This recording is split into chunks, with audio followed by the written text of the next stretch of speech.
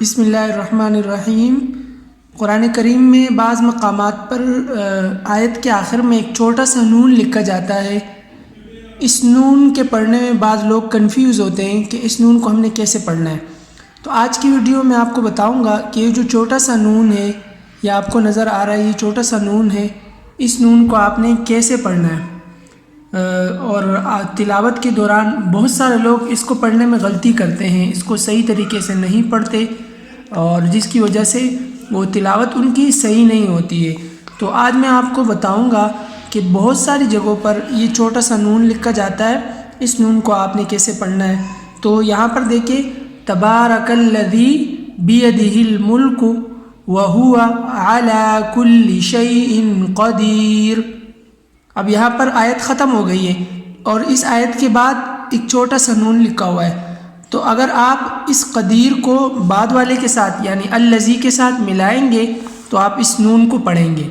کیسے پڑھیں گے؟ جیسے میں پڑھتا ہوں، تبارک الذی بیدہ الملک وہو علی کل شیء قدیر الذی خلق الموت والحیاۃ لیبلوکم ایکم احسن عملا۔ اب یہاں پر دیکھیں، میں نے قدیر پر وقف نہیں کیا بلکہ اس قدیر کو میں نے اس کے ساتھ ملا دیا۔ تو جب آپ اس کو ملا کر پڑھیں گے یعنی یہاں پر وقف نہیں کریں گے تو پھر آپ اس نون کو پڑھیں گے۔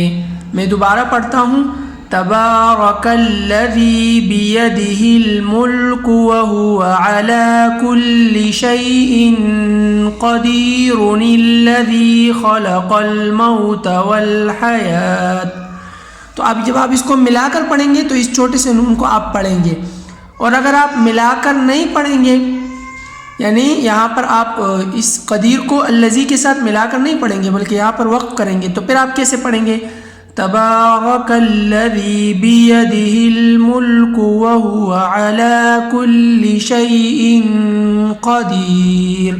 یہاں پر آپ رک جائیں گے اور اس کے بعد آپ الذی خلق الموت والحیاۃ لیبلوکم ایکم احسن عملا۔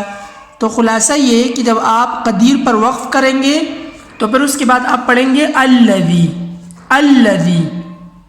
اور جب آپ قدیر پر وقف نہیں کریں گے تو آپ پڑھیں گے قدیر الذی خلق الموت والحیاۃ۔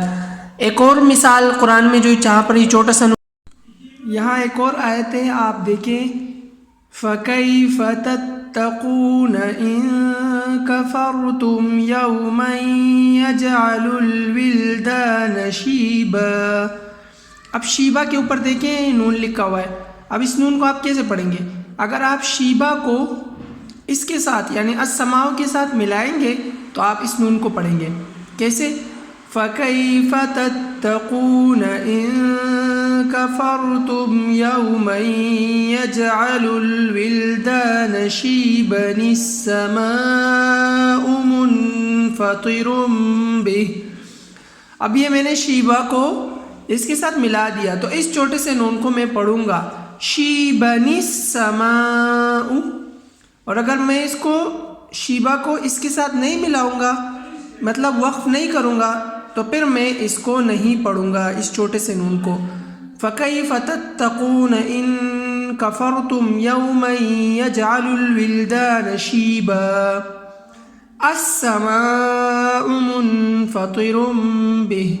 تو جب میں نے اس پر وقف کیا، ملا کر نہیں پڑھا، وقف کیا، تو السماء سے میں نے السماء منفطر بھی پڑھا اور اس چھوٹے سے نون کو نہیں پڑھا۔ تو خلاصہ یہ ہے کہ جب آپ اس نون کو پڑھیں گے اگلے والے کے ساتھ ملا کر پڑھیں گے، جب آپ وقف نہیں کریں گے تو پھر اس چھوٹے سے نون کو اگلے لفظ کے ساتھ ملا کر پڑھیں گے شیبن السماء، اور اگر آپ نے یہاں پر وقف کرنا ہے تو پھر آپ پڑھیں گے شیبا اور اس کے بعد شروع کریں گے السماء۔ اس صورت میں آپ نون کو نہیں پڑھیں گے۔ امید ہے کہ یہ ویڈیو آپ کو پسند آئی ہوگی۔ اگر ویڈیو پسند آئے تو لائک، شیئر اینڈ سبسکرائب کریں۔